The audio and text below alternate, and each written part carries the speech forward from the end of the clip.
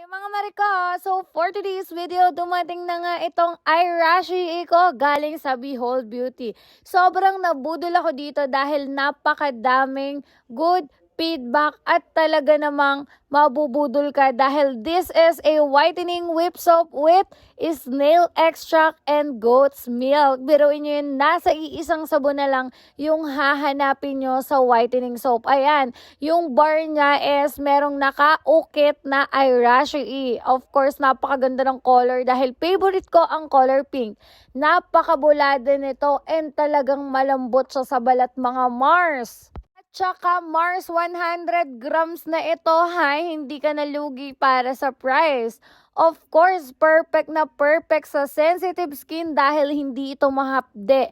Ayan be, ginamit ko na nga sa paliligo kaya kung ako sa inyo, mag-check out na din kayo!